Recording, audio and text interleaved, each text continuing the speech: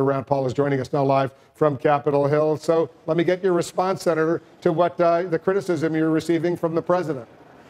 Well, you know, actually, I still think I'm a very positive force and actually positively working with the president on different ideas. The idea that I've been working with the president for about 6 months on is much better than Graham Cassidy, and that would be allowing people to buy across state lines insurance through a group. So if you're a carpenter or a plumber, you get to join a big association, and through that association get cheaper insurance and also get some of the protections that people want from their insurance. And I continue to work with the president on that. I'm just not with him on Graham Cassidy because Graham Cassidy actually keeps most of the Obamacare spending, and it just sort of reshuffles it.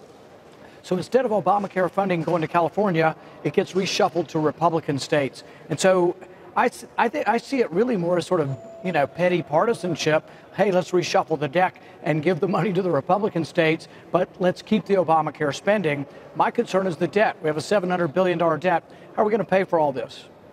But as you know, there's a deadline, September 30th. After September 30th, under the complex rules of the U.S. Senate, you can't just get anything passed with 50 votes. You need 60 votes. In other words, you'll need Democrats. There's a 52-48 Republican majority in the U.S. Senate. And on some of the other specific legislation that you want, like being able to buy health insurance across state lines, you definitely need 60 votes for that.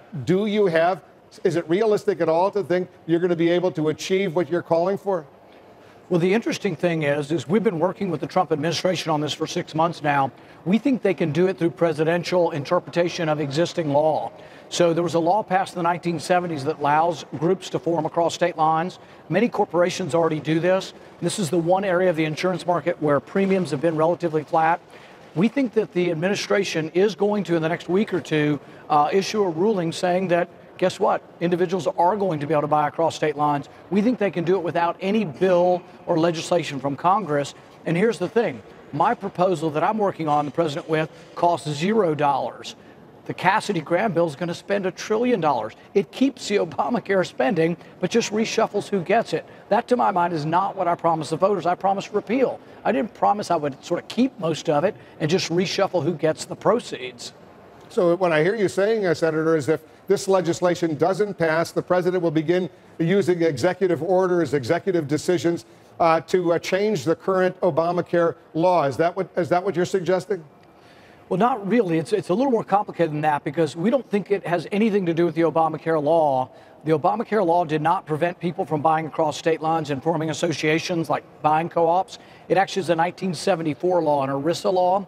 So we think that the law has been misinterpreted and could be reinterpreted by the Trump administration to allow many people. Maybe you join a credit union, maybe you join the restaurant association, and that maybe people who work in the fast food industry, a lot of whom don't have insurance now, could actually get it by buying it through one of these co-ops because they could get inexpensive insurance. But my point is, I'm offering a free market plan where you get freedom of choice. Cassidy and Graham are offering just a big government variation of Obamacare that sticks it to the Democrat states and takes the money and gives it to Republican states, but really keeps most of the Obamacare spending. And that's not something I'm for.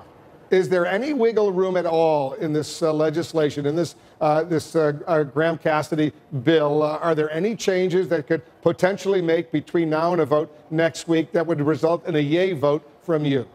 Well, the interesting thing is there are several things in it I would agree to. If they take the things that are good in it, we could keep expansion of the health savings accounts, getting rid of the mandate taxes and penalties, and the Medicaid reform. I'm for all three of those. I'm just not for the spending proposal. I'm not for affirmatively saying, hey, let's keep $1 trillion worth of Obamacare spending. I'm not for the spending, but that's my main objection to the bill. So if they want to make it less about spending and more about repealing, I'm for repeal.